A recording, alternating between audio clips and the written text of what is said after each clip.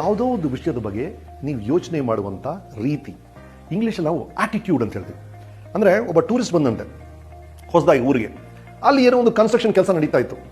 3 ಜನ ಕೆಲಸ ಮಾಡ್ತಿದ್ರು, ಕೂಲಿ ಕೆಲಸವರು. ಮೊದಲೇ ಅವನು ಕರೆದವನು, ಏನು ಮಾಡ್ತಿದ್ಯಾ ಅಂದ. ಅಯ್ಯಾ, ಬೆಳಗಿಂದ ಸಂಜೆವರೆಗೂ ದುಡಿತೀನಿ ಗುರುವೆ, ಇಟಿಕೆ ಕಲ್ಲು ಸಿಮೆಂಟು, ಇವ್ರು ಕೊಡೋ ಜುಜ್ಬಿ ಸಂಬಳಕ್ಕೆ ಬೆಳಗಿಂದ ಸಾಯಂಕಾಲ ಸಾಯ್ಬೇಕು ಅಂದಂತೆ. ಎರಡನೇ ಅವನು ಕೇಳ್ದ, ಏನು ಮಾಡ್ತಿದ್ಯಾ ಅಂತ. ಅವ್ನು ಹೇಳಿದೆ, ಸರ್ ಬೆಳಗಿಂದ ಸಂಜೆವರೆಗೂ ದುಡಿತೀನಿ ಸರ್, ಸ್ವಲ್ಪ ದುಡ್ಡು ಕೊಡ್ತಾ ಸರ್, ಮನೆಗೆ ಹೋಗ್ತೀನಿ ಸರ್, ಹೆಂಡತಿ ಮಕ್ಕಳು ಸಾಕ್ತೀನಿ ಸರ್, ನಿಜವಾಗ್ಲೂ ನಮ್ಮ ಯಜಮಾನ ಚೆನ್ನಾಗಿರ್ಬೇಕು ಸರ್ ಅಂದಂತೆ. 3ನೇ ಅವನು ಕೇಳ್ದ, ಏನು ಮಾಡ್ತಿದ್ಯಾ. ದೇವಸ್ಥಾನ ಕಟ್ತಿದೀವಿ ರೀ, ಇಡೀ ರಾಜ್ಯಕ್ಕೆ ಬೆಸ್ಟ್ ದೇವಸ್ಥಾನ ಆಗುತ್ತೆ ರೀ, ಒಳಗೆ ದೇವ್ರು ಇರ್ತಾರೆ, ಎಲ್ಲ ಪೂಜೆ ಮಾಡ್ತಾರೆ, ಕ್ಯೂ ನಿಲ್ತಾರೆ ಭಕ್ತರು ಅಂದಂತೆ. ಮಾಡ್ತಿರೋದು ಅದೇ ಕೆಲಸ. ಒಬ್ಬ ಗೊಣಗ್ತಾ ಕೊರಗ್ತಾ ಅವ್ನ ಕೆಲಸದ ಬಗ್ಗೆನೇ ಒಂದು ಕಂಪ್ಲೇಂಟು. ಇನ್ನೊಬ್ಬನಿಗೆ ಅಟ್ಲೀಸ್ಟ್ ಒಂದು ಗ್ರಾಟಿಟ್ಯೂಡ್ ಇದೆ. ಅಯ್ಯೋ, ನಾನು ಇದನ್ನು ಸಂಪಾದನೆ ಮಾಡ್ತಿದ್ದೀನಿ, ನನ್ನ ಜೀವನ ಇದರಿಂದ ನಡೀತಾ ಇದೆ ಅಂತ ಒಂದು ಥ್ಯಾಂಕ್ಸ್ ಇದೆ. ಆದರೆ 3ನೇ ಅವನಿಗೆ ಅದು ದೇವಸ್ಥಾನ, ಅದು ಬರೀ ಕೆಲಸ ಅಲ್ಲ. ಹಾಗಾಗಿ ನೀವು ಮಾಡುವಂಥ ಕೆಲಸವನ್ನ ನೀವು ಹೇಗೆ ನೋಡ್ತೀರಿ ಅನ್ನೋದು ಬಹಳ ಬಹಳ ಮುಖ್ಯ ಆಗುತ್ತೆ.